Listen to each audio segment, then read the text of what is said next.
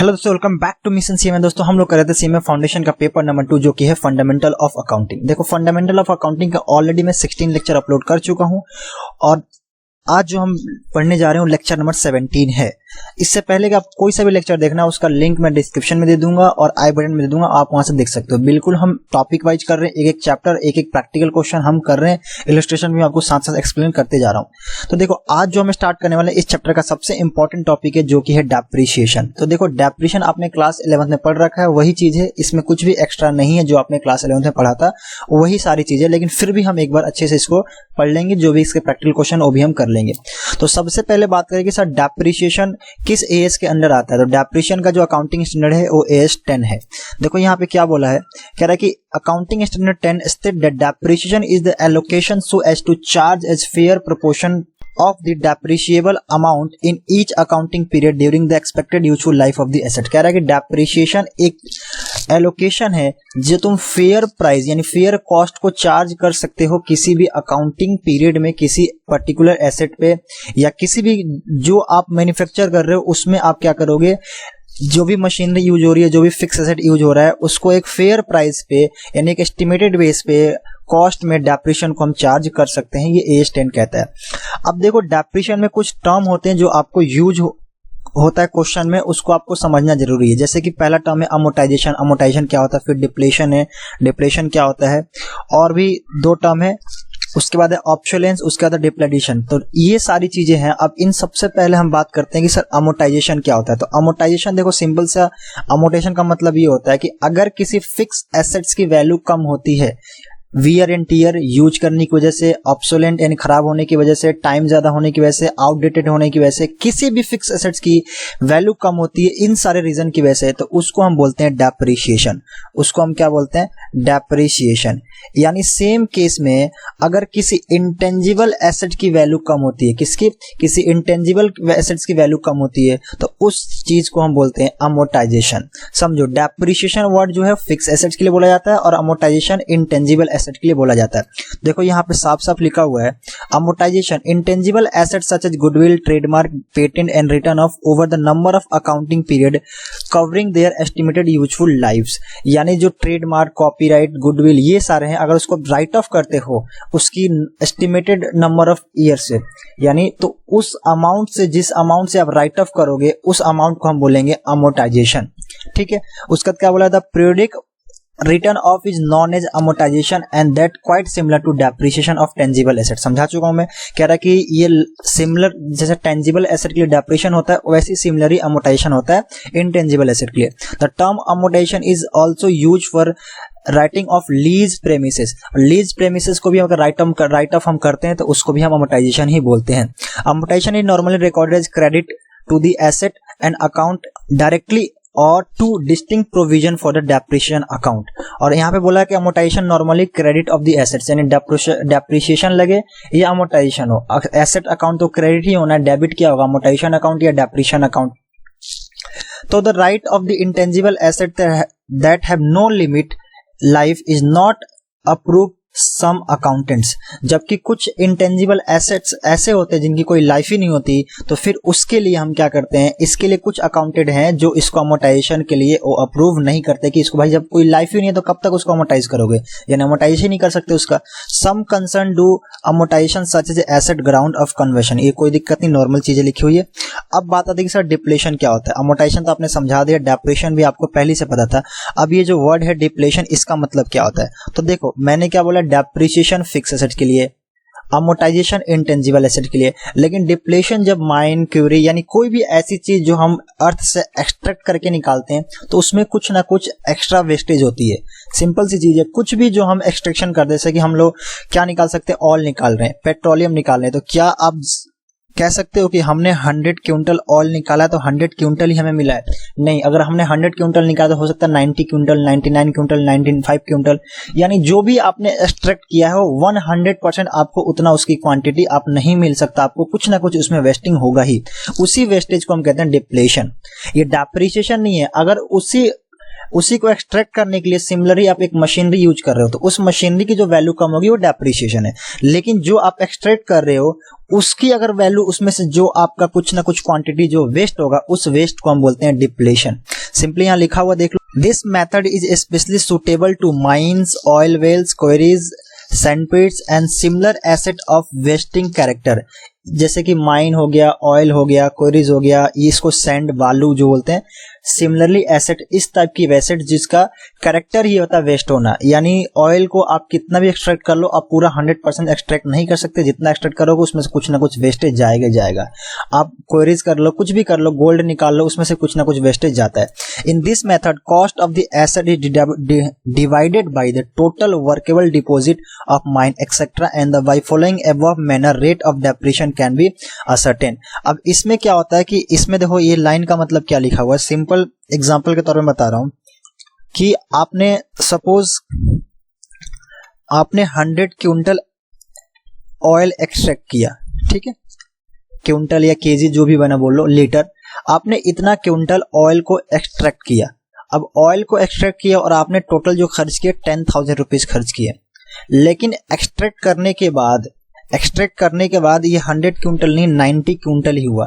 तो इसमें ये बोला जाता है कि आपका जो 90 क्विंटल का ही प्राइस 10,000 रखा जाएगा। यानी आप देखा जाए सपोज, अब क्या बोलोगे सर, देखो हमने 10,000 रुपीज हमारा एक्सपेंस लगा और 100 क्विंटल निकाला तो कितना हो गया, तो देखा जाए तो पर क्विंटल का 100 रुपीज का हमारा कॉस्ट होना चाहिए। लेकिन नहीं, जो वेस्ट हो गया वो बचे हुए के कॉस्ट में ही ऐड हो जाता है। यानी अगर यहाँ पे ये ऐसे लिखा जाएगा डिवाइड बाय 90, जो आपका आंसर आएगा 110 के आसपास से जितना भी आएगा वही आपका कॉस्ट होगा। मतलब डिप्लेशन में क्या होता है कि जो आपका वेस्टेज हो गया उस वेस्टेज को भी कॉस्ट में ऐड कर दिया जाता है। चलो एक एग्जांपल और बता रहा हूं मैं, देखो एक एग्जांपल और बता रहा हूं। सपोज कि आपने क्या किया, यहां से आप, ये दिल्ली है, दिल्ली से आपको मुंबई की मंडी हाउस में, वहां से आपको क्या करना है, टमाटो भेजने हैं, ठीक है। अब यहां से आपने 100 किलो 100 केजी का टमाटर का एक बैग अपने ट्रक पे लोड किया। अब वो पहुंचते पहुंचते वहां पे 80 केजी ही बचा, क्योंकि 20 केजी रास्ते में खराब हो गया, सड़ गया, जो भी हो गया। अब ये आपने जो 100 किलो का बैग यहाँ पे लिया था, वो आपने लिया था यहाँ पे 2000 रुपीज का, और वहां पे आपको मिला सिर्फ और सिर्फ कितना, सिर्फ और सिर्फ आपने कहा कि सर देखो 2000 पर केजी, हमने 2000 लिया था 100 केजी, तो यहाँ पे हो गया ₹20 रुपीज पर केजी हमने लिया था। वहां पे हमें मिला 80 केजी, तो 80 इंटू 20 कितना हो गया, 1600 रुपए का ही बचा। नहीं, ऐसा नहीं है, आपका जो वेस्टेज हुआ 20 केजी का, ये आपका डिप्लेशन है, ये होना ही होना था। कुछ ना कुछ टमाटर तो खराब होने ही थे, पूरे टमाटर नहीं पहुंचेंगे। तो क्या करें सर, तो यानी आपका जो कॉस्ट आएगा वो आप अब ऐसा नहीं बोलोगे सर 20 रुपीज पर केजी, आप बोलोगे जो मेरा कॉस्ट है ये आप बोलोगे 2000 का मैंने खरीदा 80 केजी, आपका जो भी आंसर आएगा यहाँ बोलोगे यही मेरा कॉस्ट है, ठीक है ना। तो डिप्लेशन वाली जो प्राइस होती है, जो एक्चुअल क्वांटिटी निकल के आती है, उसी में उसकी कॉस्ट की वैल्यू को एडजस्ट कर दिया जाता है, ठीक है। यही सेकंड लाइन यहाँ पे लिखा हुआ है। उसके बाद यहाँ बोला हुआ है कि depletion can be distinguished from the depreciation in physical shrinkage and lease and estimated available quantity and the leather implying the reduction of service capacity on the asset। वही चीजें मैंने समझा चुका हूं यहाँ पे। अब आती है बारीक सर ऑब्सोलेंस का मतलब क्या होता है। ऑब्सोलेंस का मतलब सिंपल सा होता है, आउटडेटेड हो गया, खराब हो गया, टाइम बहुत ज्यादा हो गया उसका, तो इसको हम बोलते हैं ऑब्सोलेंस। अब ऑब्सोलेंस भी एक तरह का क्या है, डेप्रिसिएशन की तरह ही यूज किया जाता है। यहाँ पे बोला है the term obsolescence refer to the loss of usefulness arising from such factor as technical changes, improvement in production method, change in market demand for product output of the assets और service और legal medical and other restriction. देखो आपका simple सा इस line का एक ही मतलब निकल के आता है कि आउटडेटेड हो गया। आउटडेटेड कैसे हो सकता है, या तो हमने मार्केट की डिमांड ही चेंज हो गई मार्केट में। जैसे एग्जांपल के तौर पे सबसे बेस्ट एग्जांपल इसके लिए क्या है, आज की डेट में इलेक्ट्रिक कार, यानी इलेक्ट्रिक कार की डिमांड धीरे धीरे बहुत ज्यादा बढ़ रही है। अब मान लो कि अभी इसी साल या पिछले साल ही एक कंपनी ने 100 कार खरीदे थे जो पेट्रोलियम है, जो पेट्रोल या डीजल से चलती है, लेकिन 2 साल बाद वो पूरा के पूरा आउटडेटेड हो गया। इसलिए क्योंकि अब इलेक्ट्रिक कार, यानी मार्केट में नया डिमांड आ गया इलेक्ट्रिक कार का। अब उस कंपनी का 100 कार तो बेकार चले गए, ऑब्सोलेंस हो गया, खराब हो गया, बिल्कुल आउटडेटेड हो गया, किसी काम की नहीं है। तो ये भी एक तरह से क्या हो गया, डेप्रिसिएशन की तरह भी इसको भी यूज किया जाता है। देखो ये जितने भी टर्म है आगे सबके हम समझेंगे क्वेश्चन कैसे करना है, ठीक है। तो अभी हम ये सिर्फ समझ रहे हैं कि ये जो टर्म है डिप्लेशन, ऑब्सोलेंस, डेप्रिसिएशन, अमोर्टाइजेशन, ये टर्म का मतलब होता क्या है, ठीक है। अब हमने जो कार खरीदा था 200 लाख का खरीदा था, लेकिन अब वो 2 साल के बाद उसकी वैल्यू 0 हो गई, क्योंकि अब वो किसी काम का नहीं रहा, क्योंकि मार्केट में उसका डिमांड ही नहीं है, या मार्केट में नया टेक्नोलॉजी आ गया है, या हमारा जो प्रोडक्शन हमें करना है या जिस चीज में उसको यूज करना है उसमें अब उसकी यूजफुलनेस नहीं रही। वही चीज यहाँ पे लिखा हुआ देखो, obsolescence refer to the use loss of usefulness. Usefulness नहीं है, हम अब इसको यूज नहीं कर सकते। कैसे? टेक्निकल फैक्ट चेंजेस की वजह से, या इंप्रूवमेंट इन प्रोडक्शन, यानी जो चीज हमें प्रोडक्शन करनी है अब वो मशीन हमें नहीं बना के दे सकती। Change in market demand, market में उसका डिमांड ही नहीं है। या the product output of the asset और सर्विस, लीगल, मेडिकल और अदर कोई रिस्ट्रिक्शन हो सकता है। उसके बाद बोलता है यहाँ पे इट डिफरेंट फ्रॉम डेप्रिसिएशन और execution wear and tear and, देखो ये कह रहा है डेप्रिसिएशन वियर एंड टीयर इससे अलग होता है। सीधी सी बात है, डेप्रिसिएशन तो हमने यूज किया था, उसकी वैल्यू कम हो रही थी, लेकिन ये तो ऐसी आउटडेटेड की वजह से इसकी पूरी वैल्यू 0 हो गई, तो सिंपल सी बात है अलग है। And deterioration in that these terms refer to the functional loss arising out of change in physical condition। Physical condition में चेंज की वजह से भी कुछ ऑब्सोलेंस हो सकता है। अब बात है डिप्लैपिडेशन। अब देखो, in the absence of dilapidation means state deterioration due to old age और लॉन्ग यूज, बहुत पुराना हो गया, बहुत पुराने समय से हम इसको यूज करें। The term refer to damage done to a building और अदर प्रॉपर्टी ड्यूरिंग टेनेंसी, बहुत ज्यादा यूज करने, बहुत पुराना हो गया और उसका क्या हो गया, मतलब एक मान लो कि बाबा आदम के जमाने का एक मकान था, उसकी वैल्यू 0 हो गई, गिर गया भाई, बहुत ज्यादा पुराना हो गया था, तो उसको हम बोलते हैं डिप्लैपिडेशन। ठीक है, अब उसके बाद आता है यहाँ पे देखो, अब फिर से इन सबको समराइज कर रहा है एक ग्राफ के थ्रू। बोला जाता है कि सर कॉज ऑफ डेप्रिसिएशन, आखिर डेप्रिसिएशन लगने के रीजन क्या है, डेप्रिसिएशन कैसे लगता है, तो कॉज ऑफ मतलब उसके कारण क्या, रीजन क्या है। तो हमारे पास एक्सटर्नल रीजन भी हो सकते हैं, इंटरनल रीजन भी हो सकते हैं, मतलब कुछ बाहरी रीजन भी हो सकते हैं और कुछ इंटरनल रीजन हो सकते हैं। टाइम एलिमेंट और एबनॉर्मल अकरेंस। अब देखो इंटरनल मतलब क्या होता है, इंटरनल मतलब कंपनी के अंदर कंपनी के अंदर 2 ही रीजन है, wear and tear and depletion. Wear and tear मतलब क्या है, हम उसको यूज कर रहे हैं, यूज करने की वजह से जो भी उसमें डैमेजेस हो रहे हैं। देखो कोई भी मशीनरी यूज होगी तो नई के नई तो नहीं रहेगी ना कुछ उसमें घिसावट होगा, समझ रहे हो ना, डैमेजेस होगा। तो यूज करने की वजह से जो डैमेजेस होते हैं छोटे मोटे, उसको हम बोलते हैं वियर एंड टियर। तो इंटरनल कॉजेस क्या है, वियर एंड टियर और डिप्लेशन, ये समझा चुका हूं पहले। डिप्लेशन मतलब क्या है, कुछ भी हम एक्सट्रैक्ट कर रहे हैं तो उसमें उसका फुल फ्लैश हमें उतनी क्वांटिटी नहीं मिलती। अब सर बाहरी रीजन क्या है, एक्सटर्नल कॉजेस का है, मतलब एक्सटर्नल कॉजेस का मतलब है कि आउट ऑफ कंट्रोल है, ये हमारी कंपनी की वजह से नहीं, सिंपल सी बात है, एक्सटर्नल है। यानी देखो ये तो इंटरनल, ये तो कंपनी का अपना रीजन है, वो यूज कर रहा है या कुछ भी कर रहा है तो उसकी वजह से डेप्रिसिएशन लग रहा है। अब एक्सटर्नल रीजन क्या है, अब भाई ऑब्सोलेंस हो गया, पुरानी हो गई बहुत ज्यादा, मार्केट में नया ट्रेंड आ गया, तो कंपनी का अपना प्रॉब्लम थोड़ी है, ये तो एक्सटर्नल रीजन था, उसकी वजह से डेप्रिसिएशन लगा। इनएडिक्वेसी यानी अब उसको जो हमारी डिमांड ही पूरी नहीं कर पा रहा, ये चीज हो गया। टाइम एलिमेंट और एबनॉर्मल ऑकरेंस, ये कुछ और भी 4-5 रीजन है। अब देखो सबसे पहले बात करते हैं इंटरनल कॉजेस। इंटरनल कॉजेस में 2 चीज है, कौन कौन सा, wear and tear and depletion. ठीक है, तो ये मैं समझा चुका हूं, वियर एंड टियर डिप्लेशन। उसके बाद आता है एक्सटर्नल और इकोनॉमिक कॉजेस, मतलब बाहरी कुछ रीजन। ऑब्सोलेंस भी समझा चुका हूं। इनएडुकेशन मतलब change in the scale of production और वॉल्यूम ऑफ एक्टिविटी में lead to discarding of asset. सीधी सी बात है भाई, प्रोडक्शन बढ़ाना पड़ा हमें या प्रोडक्शन घटाना पड़ा, प्रोडक्शन की टाइप चेंज करना पड़ा, जिस चीज को हम मार्केट में डिमांड है वो उस टाइप का ये मशीन प्रोडक्शन नहीं कर पा रही है अब। तो सर ये तो हमारी गलती नहीं है ना, हमने मशीन ले ली थी, बाद में मार्केट में डिमांड चेंज हो गया, हमने इलेक्ट्रिक डीजल कार ले ली थी, अब बाद में उसकी इलेक्ट्रिक की डिमांड आ गई। ठीक है ना, तो ये एक्सटर्नल कुछ कॉजेस हैं जिसकी वजह से भी डेप्रिसिएशन लगता है। उसके बाद टाइम एलिमेंट, सबको पता भाई, पुराना हो गया, लीज पे हमने लिया था, उसका टाइम पूरा हो गया, या हमने कुछ भी, देखो क्या लिखा, the passage of time some intangible asset like lease, patent, copyright etcetera lose their value of effectiveness whether use और नॉट। द वर्ड अमोर्टाइजेशन, वही है अमोर्टाइजेशन वालों को हम टाइम एलिमेंट बोल सकते हैं, मतलब हमने उसको यूज किया, नहीं किया, अब उसका टाइम पूरा हो गया। एक बहुत सिंपल सा एग्जांपल है, हमने एक मान लो कि हमने कोई मशीनरी क्या ली थी, लीज पे लिया था, 10 साल के लीज पे लिया था, उसको 10 लाख रुपए दिया था, 10 साल के लीज पे लिया था और उसको 10 लाख रुपए दिया था। हमने उसको यूज किया या नहीं किया, 10 साल के बाद वो पर्सन हमसे मशीन वापस ले लेगा, सिंपल सी बात है। तो हमारा 10 लाख रुपए का एक्सपेंस हो गया कि नहीं हो गया, सर बिल्कुल हो गया, क्योंकि पैसा तो छोड़ेगा नहीं, आपने यूज किया तो भी ठीक है, नहीं यूज किया तो भी ठीक है।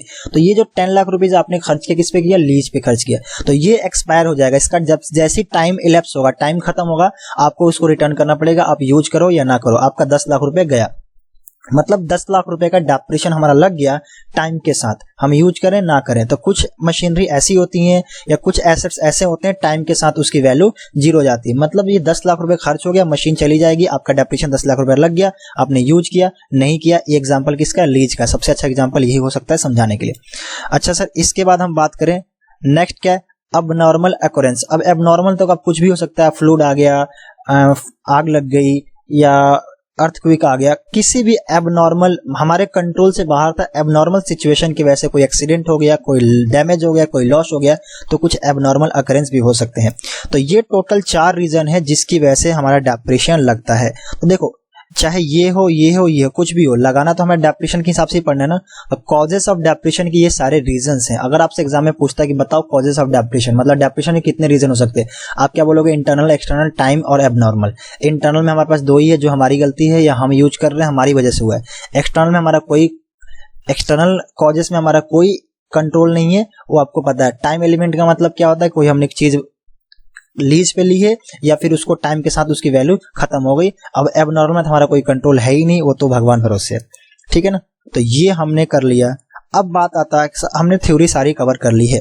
अब जो प्रैक्टिकल की बात करते हैं कि सर चलो ये डेप्रिसिएशन क्या होता है, कैसे होता है, इसका रीजन क्या है, ये सब हमने कवर कर लिया।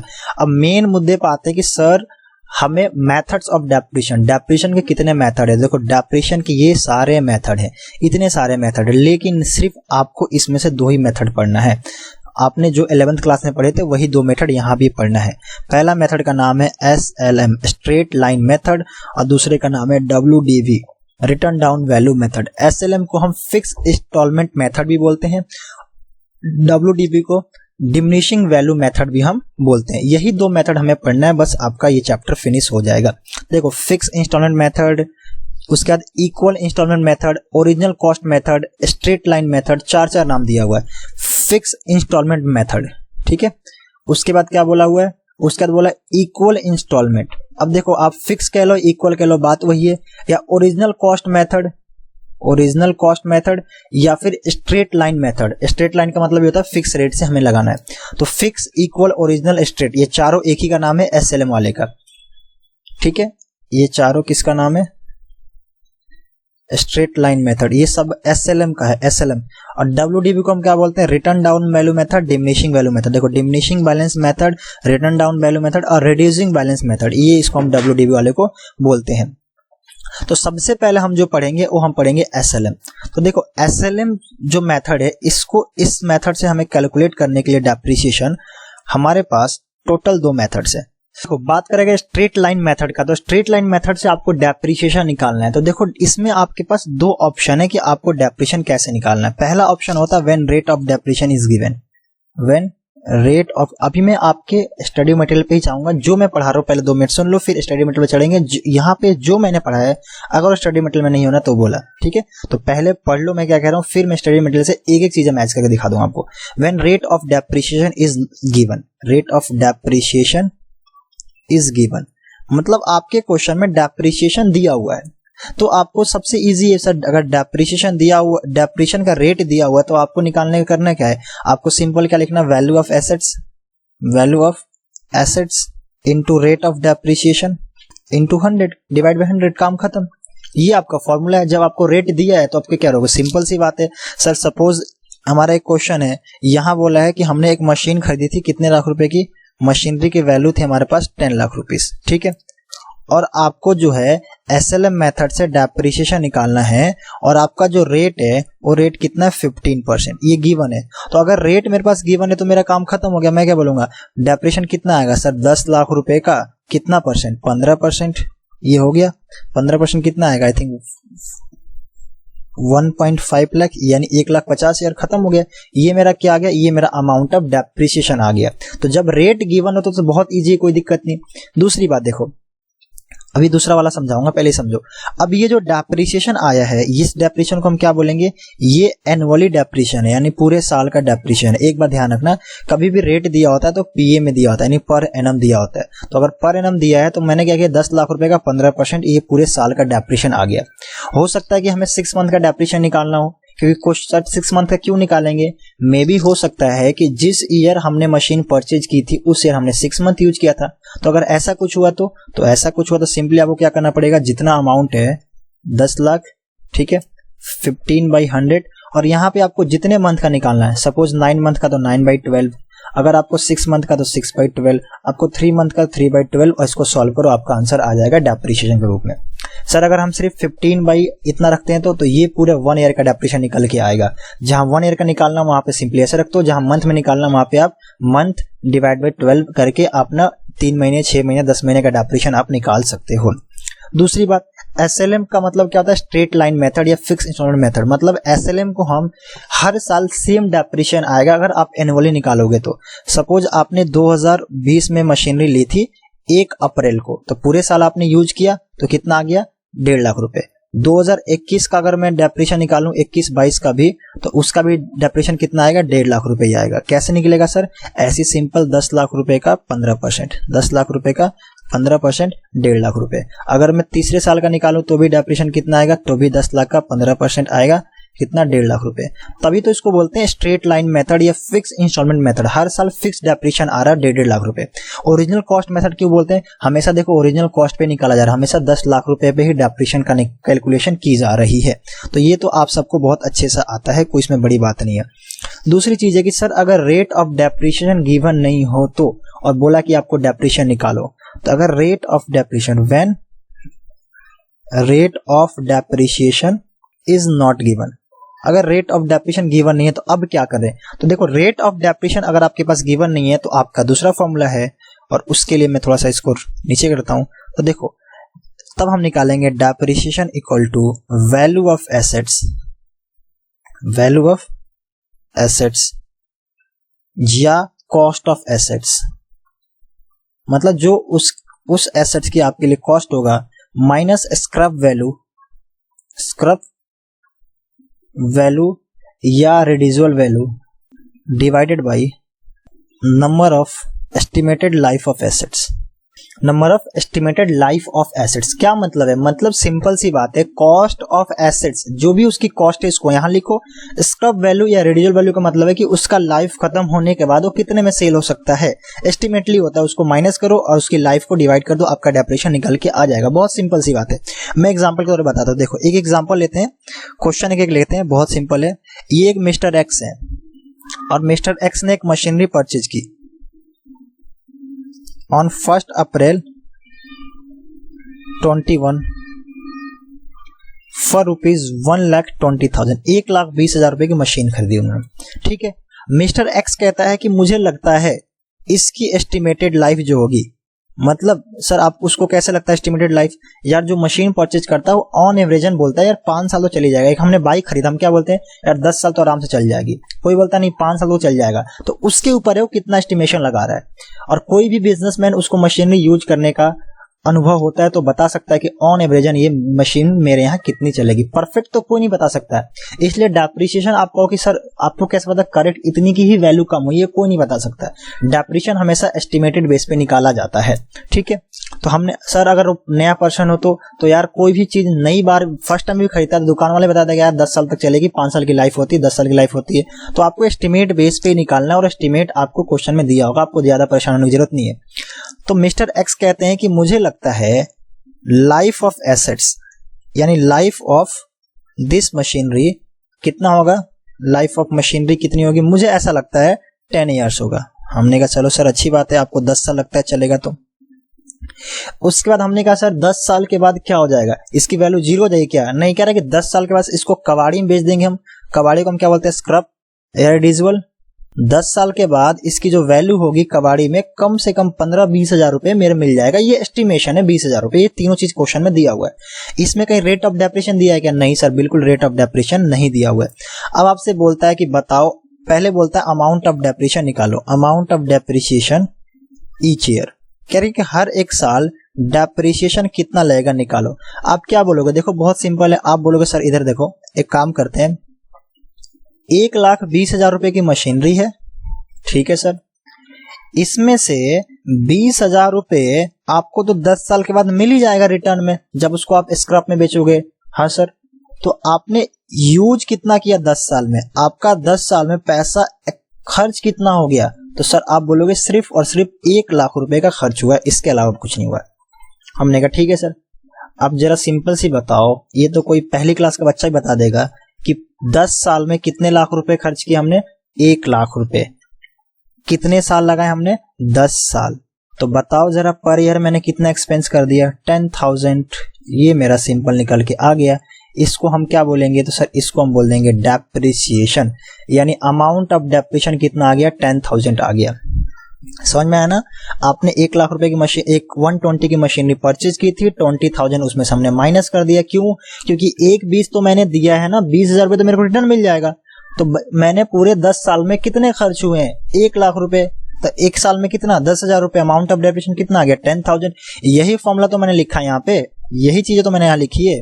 देखो ना क्या लिखा है यहाँ पे, यहाँ लिखा है सर वैल्यू ऑफ एसेट्स या कॉस्ट ऑफ एसेट कितना है, तो वैल्यू ऑफ एसेट्स या कॉस्ट ऑफ एसेट्स है 120। देखो मैं यहाँ पे करके दिखाता हूँ, कितना है 120 माइनस स्क्रब वैल्यू कितनी है 20,000 रुपीज, और डिवाइड करना मेरे को किससे, एस्टिमेटेड लाइफ ऑफ एसेट्स, यानी उसकी लाइफ कितनी साल है, 10 साल। कितना आया सर, 1 लाख रुपए माइनस करने के बाद डिवाइड करो 10 से, कितना आएगा 10,000 रुपीज। ये मेरा क्या आ गया, तो सर ये हमारा आ गया डेप्रिसिएशन।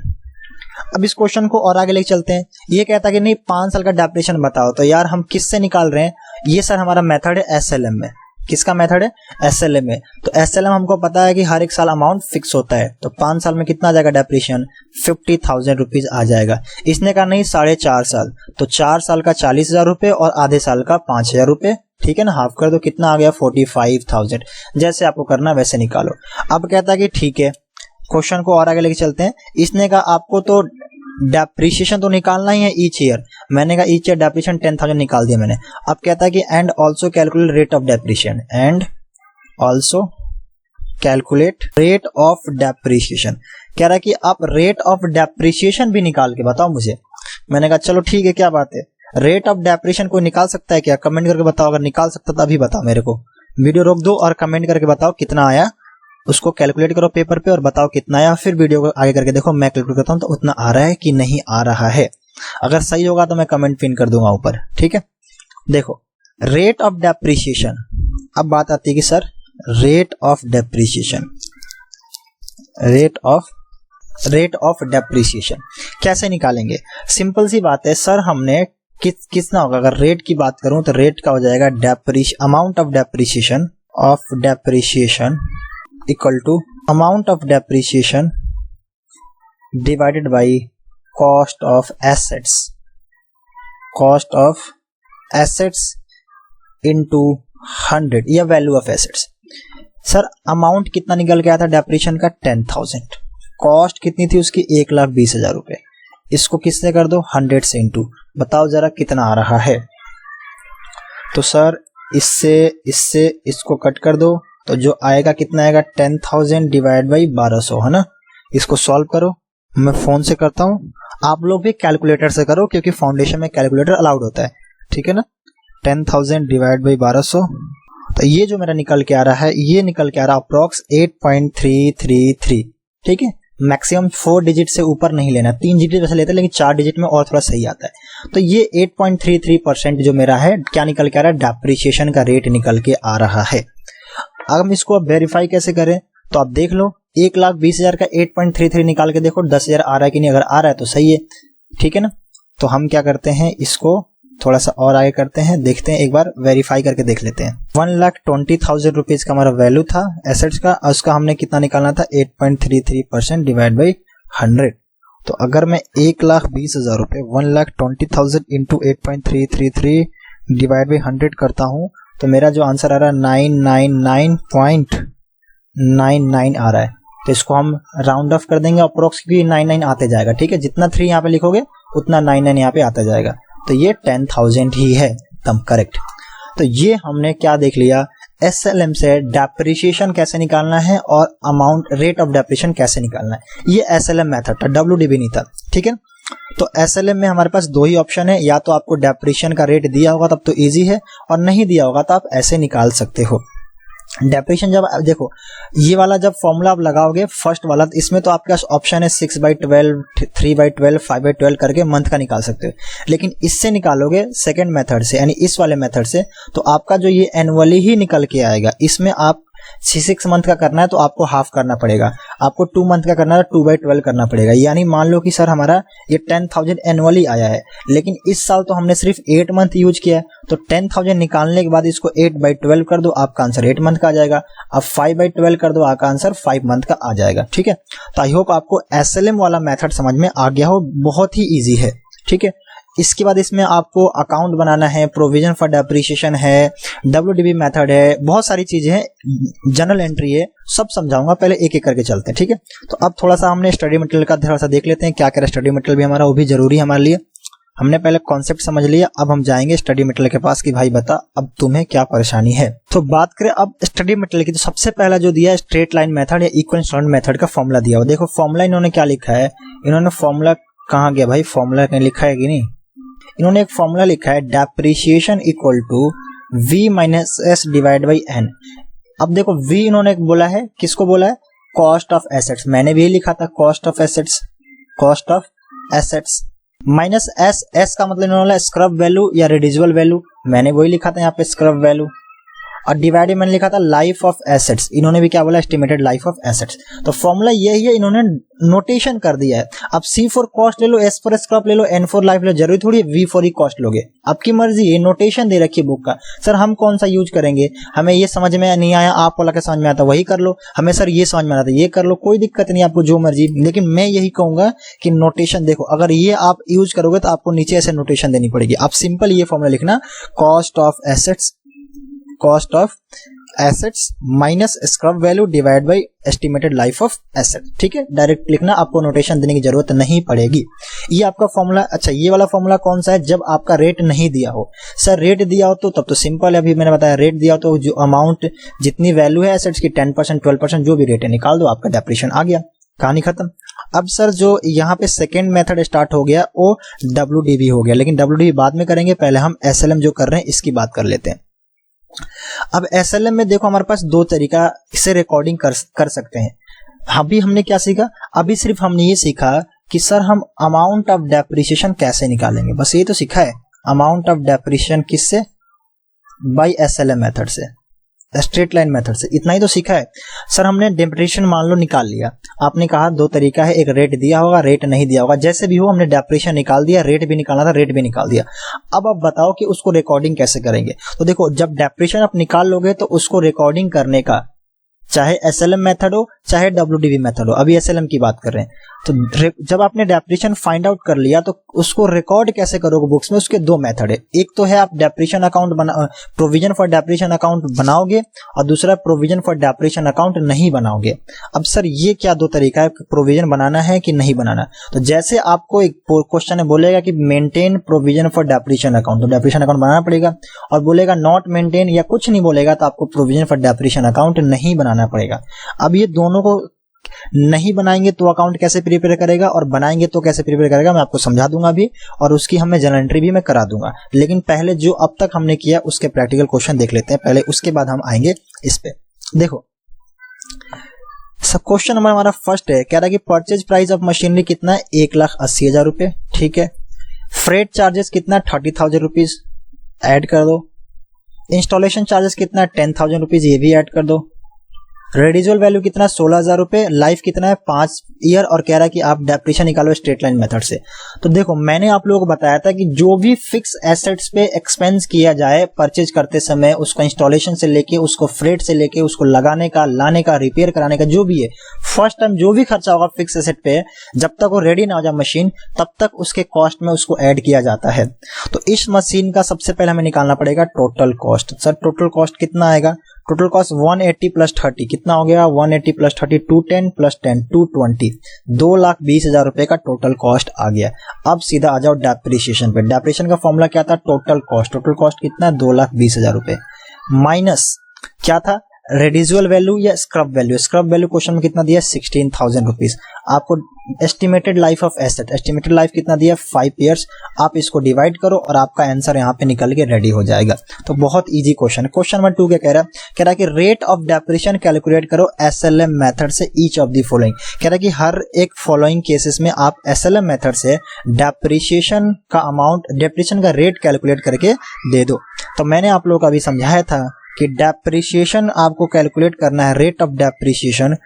तो आपको क्या करना पड़ेगा, रेट ऑफ डेप्रिसिएशन कैसे कैलकुलेट करोगे, amount of depreciation, amount of depreciation divide by cost of assets, cost of assets, ठीक है ना। तो देखो पहले में देखो कॉस्ट ऑफ एसेट कितना दिया, 90,000 रुपीज, ठीक है, यहां लिख देते हैं 90,000 rupees. Estimated expense incurred at the time of purchase of capitalisation, और एक्सपेंस कितना इंकर्ड हुआ है, 10,000 रुपए इंकर्ड हुआ है। तो यानी कॉस्ट ऑफ एसेट कितना हो गया अब, तो अब सर कॉस्ट ऑफ एसेट हो गया टोटल कितना हो गया, 1 लाख रुपए, है ना। 90,000 रुपए का तो खरीदा था और 10,000 रुपए उस पर और खर्च हुआ था। तो अब कॉस्ट ऑफ एसेट कितना आ गया, 1 लाख रुपए। तो यहाँ पे लिख दो नीचे कॉस्ट ऑफ एसेट 1 लाख रुपए, ठीक है। ऊपर क्या, अमाउंट ऑफ डेप्रिसिएशन, यहाँ क्या बोला, एस्टिमेटेड रेजिजुअल वैल्यू, और यहाँ पे एस्टिमेटेड लाइफ ऑफ ईयर दिया है। अब देखो सर यहाँ पे डेप्रिसिएशन का अमाउंट तो दिया नहीं, हम कैसे निकालें, तो पहले आपको डेप्रिसिएशन निकालना पड़ेगा, फिर रेट ऑफ डेप्रिसिएशन निकलेगा। तो पहले हम क्या करते हैं, डेप्रिसिएशन निकालते हैं। डेप्रिसिएशन कैसे निकलेगा, सर 90,000 की मशीन थी, 10,000 खर्च किया, तो कितना हो गया, कॉस्ट ऑफ एसेट्स। समझ में आ रहा है मैं क्या कह रहा हूँ। देखो आपको रेट ऑफ डेप्रिसिएशन निकालने के लिए क्या चाहिए, पहले अमाउंट ऑफ डेप्रिसिएशन चाहिए। अब अमाउंट ऑफ डेप्रिसिएशन इस क्वेश्चन में दिया नहीं, तो पहले हम अमाउंट ऑफ डेप्रिसिएशन निकालेंगे, फिर रेट ऑफ डेप्रिसिएशन निकालेंगे। अमाउंट ऑफ डेप्रिसिएशन कैसे निकालोगे, यही फॉर्मूला ये रहा, देखो cost of machine, cost of machine कितनी है सर, 1 लाख रुपए, यहां लिख दो, माइनस स्क्रब वैल्यू, कितना स्क्रब वैल्यू उसका, 20,000 rupees, divided by estimated life of asset. Estimated life of asset कितना है, तो sir estimated life of asset है 8 ईयर्स, ये आगे 8 साल, यहाँ पे लिख दो कितना, 8, यहाँ कितना आएगा 80,000 डिवाइडेड बाई 8, तो ये आ गया मेरा 10,000 रुपीज। ये 10,000 क्या आया, तो सर ये 10,000 रुपए हमारा आ गया डेप्रिसिएशन, क्या आया, अमाउंट ऑफ डेप्रिसिएशन। अब हमें क्या निकालना है, तो अब नेक्स्ट पॉइंट हमें बोला है rate of depreciation. Sir amount of depreciation तो बोला ही नहीं, आपने क्यों निकाला, अरे भाई मैंने इसलिए निकाला ना ताकि रेट ऑफ डेप्रिसिएशन के लिए मुझे अमाउंट ऑफ डेप्रिसिएशन चाहिए। अब मैं क्या निकालूंगा, अमाउंट ऑफ डेप्रिसिएशन। कैसे निकालूंगा अमाउंट ऑफ डेप्रिसिएशन, सामने आपके फॉर्मूला है अब मैं क्या निकालूंगा, rate of depreciation, rate of depreciation. Rate of depreciation का फॉर्मूला क्या, amount of depreciation, amount of depreciation कितना, 10,000 divided by cost of asset, cost of asset कितना, 1 लाख रुपए, इंटू 100। अब इसको सॉल्व करो, आपका आंसर निकल के आ जाएगा। क्या आएगा सर, तो ये 2 से इसको मैं कट कर देता हूं, 1 2 3 1 2 3, कितना आया, तो सर 10% आ गया मेरा क्या, रेट ऑफ डेप्रिसिएशन। तो हमने सिंपली क्या किया, अमाउंट ऑफ डेप्रिसिएशन आया 10,000 और रेट ऑफ डेप्रिसिएशन आया 10%। क्वेश्चन में सिर्फ आपसे रेट पूछा था, लेकिन रेट निकालने के लिए पहले मुझे अमाउंट निकालना पड़ा। अब इसका आंसर देखते हैं। देखो यहां पे देखो क्या लिखा है, डेप्रिसिएशन कितना निकाला इन्होंने, 10,000, और रेट ऑफ डेप्रिसिएशन कितना निकाला, 10%। कैसे निकाला, इसी 2 फॉर्मूले को यूज करके, ठीक है ना। देखो टोटल कॉस्ट कितना है, 1 लाख रुपए, एस्टिमेटेड वैल्यू कितना है, एस्टिमेटेड वैल्यू कितना है सर, 20,000 रुपए, लाइफ कितना है, लाइफ है हमारे पास 8 साल, तो 1 लाख माइनस 20,000 कितना आएगा, 80,000, ये रहा, डिवाइड बाई 8 कितना है, 10,000। 10,000 देखो यहाँ पे इन्होंने डेप्रिसिएशन का अमाउंट लिखा हुआ है। रेट कैसे निकला, 10%, ये देखो मैंने आपको निकाल के दिखा दिया 10% का रेट। सारे क्वेश्चन आपको इज इट इज ऐसे ही करने हैं। इसमें क्या देखो 24 में प्लस करो 7,000, ये क्या आएगा टोटल कॉस्ट, उसमें से माइनस करो रेडिजुअल, क्या आ जाएगा आपका, और रेडिजुअल को माइनस करने के बाद जो आंसर आएगा 6 से डिवाइड करो, क्या आएगा, अमाउंट ऑफ डेप्रिसिएशन। फिर अमाउंट ऑफ डेप्रिसिएशन यहाँ लिखो और कॉस्ट नीचे लिखो, इंटू 100 से आपको रेट निकल के आ जाएगा। चलो एक मैं और करके दिखा देता हूं। देखो सेकंड की बात करते हैं, सेकंड में क्या बोला है हमारे पास, तो सबसे पहले सर सेकंड वाले का भी मुझे क्या निकालना पड़ेगा, पहले निकालना पड़ेगा डेप्रिसिएशन। डेप्रिसिएशन का फॉर्मूला क्या है, टोटल कॉस्ट माइनस स्क्रब।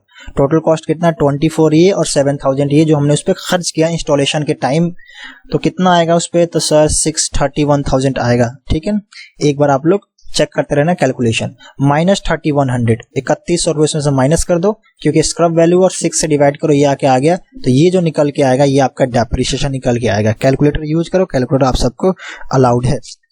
तो मैं करता हूँ 3100 31,000 माइनस 3100 27,900 डिवाइड बाई 6 तो आपका जो डेप्रिसिएशन निकल के आ रहा है 4650। ये क्या निकल के आया सर? ये अमाउंट ऑफ डेप्रिसिएशन निकल के आ गया। अब हमें क्या निकालना? Rate of depreciation. Rate of depreciation कैसे निकालोगे आप? अमाउंट को सर ऊपर लिख दो 4650, कॉस्ट को नीचे लिख दो। कितना है कॉस्ट? तो सर कॉस्ट हमारा था 31,000 रुपीज और इनटू कर दो 100 से।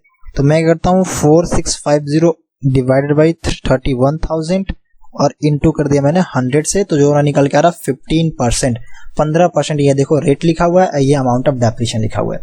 तो ये हमने क्या किया, SLM से हमने रेट और डेप्रिसिएशन ये सारी चीजें हमने निकालना सीख लिया। इसका एक और क्वेश्चन है, देखो एक एक क्वेश्चन में कराता हूँ आपको। इलस्ट्रेशन 3 है, मशीन परचेज कितना किया हमने? 7 लाख रुपए का। एक्सपेंसेस इंकर्ड किया, उसका इंस्टॉलेशन कार्टेज पे 3 लाख रुपए, टोटल कितना हो गया? 10 लाख रुपए। ठीक है। Calculation amount of depreciation 20% per annum according to straight line method for the first year 31 March 2015 if the machinery purchase on इस डेट कह रहा है कि आपको डेप्रिसिएशन 15% निकालना है, लेकिन ध्यान रखना मशीनरी हमने परचेज किया कब परचेज किया उसके हिसाब से निकालना है। तो अगर मैं फर्स्ट की बात करूं, पहली मशीन हमने कब परचेज की थी? तो सर 1 अप्रैल परचेज किया था, 1 अप्रैल।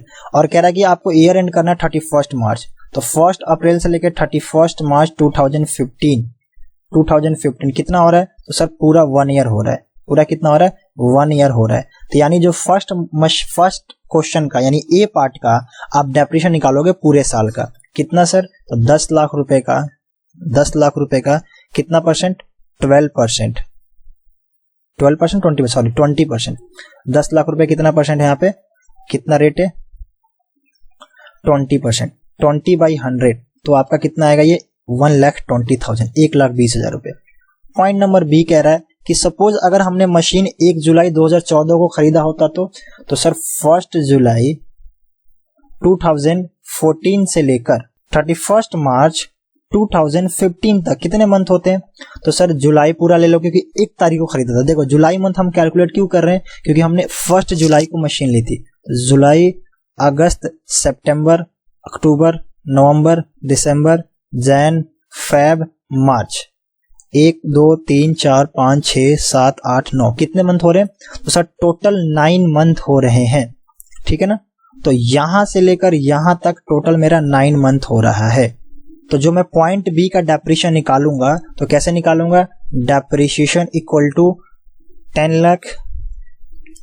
Lakh into 20/100 into 9/12। जो भी आंसर आएगा आप कर लो। देखो 10 लाख का 20% कितना आ रहा था? वैसे ही आ रहा था मेरा 10 लाख का 20% 2 लाख आएगा ना। ये मैंने 1,20,000 क्यों लिखा? हाँ 2 लाख आएगा। ठीक है। 10 लाख का 20% कितना आ गया? 2 लाख रुपए आ गया। तो ये 2 लाख तो ऐसे ही आ गया। अभी भी इसका 9/12 हमें करना है। तो अगर मैं इसको सॉल्व करूं, फिर से मैं कैलकुलेटर ही यूज कर लेता हूं, क्यों दिमाग लगाएंगे अपना जब अलाउड है तो, है ना। डिवाइड बाई 12 इंटू 9 तो ये आ रहा 1,50,000 1,50,000 रुपए आ रहा। देखो 2 लाख रुपए 1,50,000 रुपए। ऐसी 1 अक्टूबर से 31 मार्च तक 6 मंथ हो तो 6 मंथ का निकाला, फिर 3 मंथ तो 3 मंथ का निकाला। ये सारे आप क्वेश्चन आप जो कर लेना, जो मैं छोड़ रहा हूँ। ठीक है। बिल्कुल ही इजी क्वेश्चन है। अब आता है हमारे पास कि सर हम इनका अकाउंट कैसे बनाएंगे। तो अकाउंट बनाते समय आपको 2 चीजों का ध्यान रखना पड़ेगा जो ऊपर समझाया था। अभी मैं देखो स्ट्रेट लाइन मेथड को पूरा कंप्लीट कर दे रहा हूं। अगले वीडियो में WDV को कंप्लीट करेंगे। स्ट्रेट लाइन मेथड का हमने सारी चीजें कंप्लीट कर ली। अब हमारे पास सिर्फ 2 ही चीजें बची है। देखो हमने SLM का हमने रेट कैसे निकालना है, डेप्रिसिएशन कैसे निकालना है, ये सारी चीजें हमने कवर कर ली। अब बात सिंपल सी आती है कि सर अकाउंट कैसे बनाना है, यानी रिकॉर्डिंग कैसे करनी है। अब रिकॉर्डिंग में आपको 2 चीजें ऊपर दिया था। एक में आपको प्रोविजन मेंटेन करना है, प्रोविजन फॉर डेप्रिसिएशन आपको क्या करना है? मेंटेन करना है। और एक में था provision for depreciation not maintain, provision for depreciation not maintain. ठीक है। तो हमें 2 टाइप है। अगर ये हम दोनों चीजें सीख लेते हैं तो हमारा SLM 100% कंप्लीट हो जाएगा। और यही लास्ट चीज है जो मैं अभी सिखाने जा रहा हूं आपको। ठीक है। तो पहले हम बात करते हैं provision for depreciation is not maintain, यानी हम प्रोविजन फॉर डेप्रिसिएशन अकाउंट नहीं बनाएंगे, हम उसको मेंटेन नहीं करेंगे। पहले सर ये तो समझा दो कि प्रोविजन फॉर डेप्रिसिएशन होता क्या है।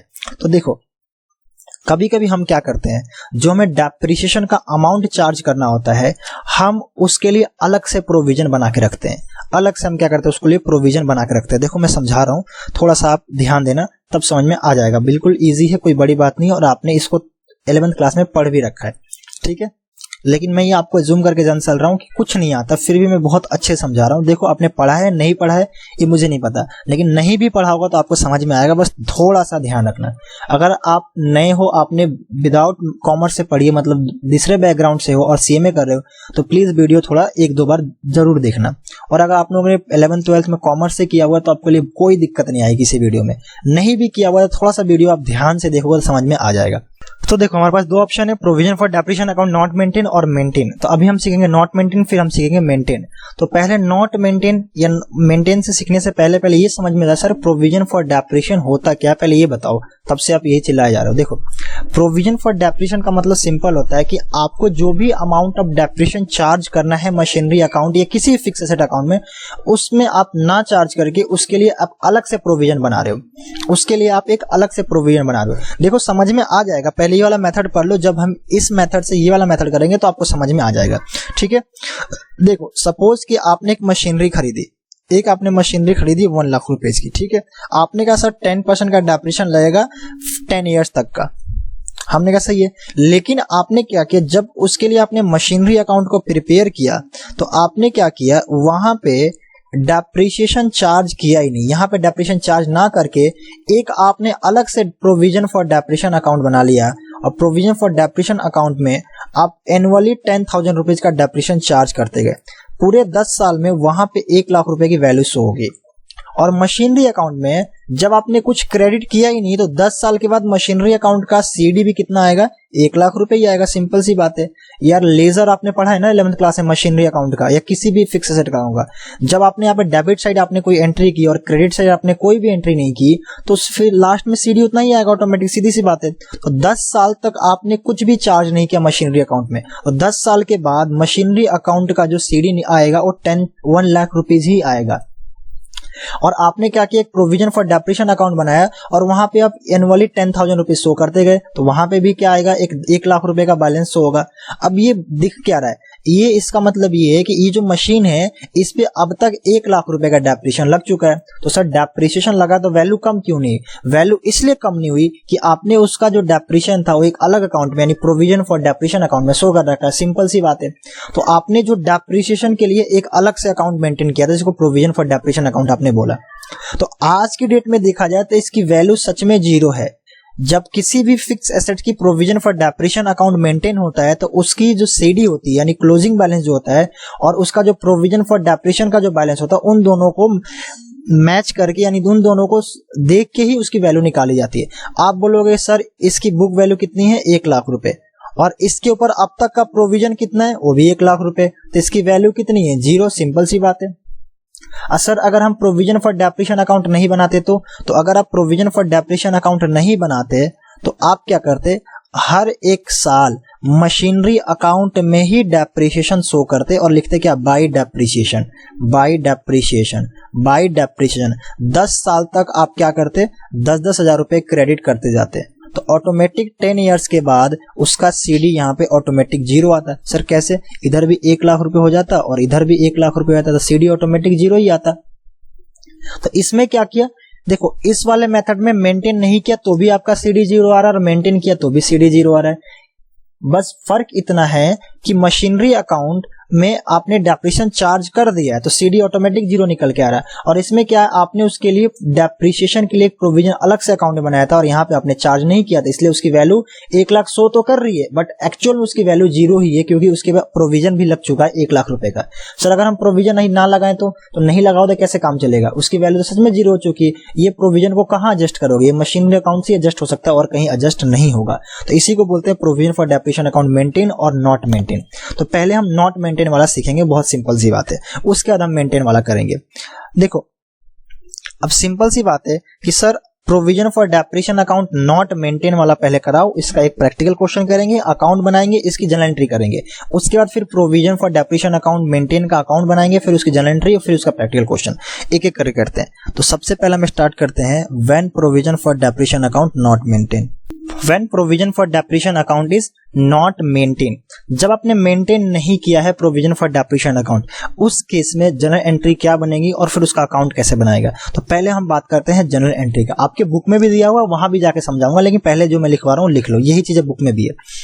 तो सबसे पहले आप कोई मशीन परचेज करोगे तो उसकी जनरल एंट्री बनाओगे आप। जब मशीन हम परचेज करते हैं तो एंट्री क्या बनेगी, या कोई भी फिक्स एसेट परचेज करेंगे तो एंट्री क्या बनेगा।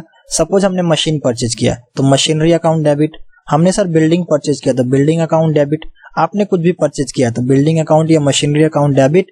टू अगर आपने कैश में किया होगा तो कैश, अगर आपने चेक से किया होगा तो टू बैंक, और आपने अगर उधार में किया होगा यानी क्रेडिट में तो टू क्रेडिटर अकाउंट। ठीक है, ये पहली एंट्री बनेगी जनरल एंट्री मशीनरी या कोई भी फिक्स एसेट परचेज करने की।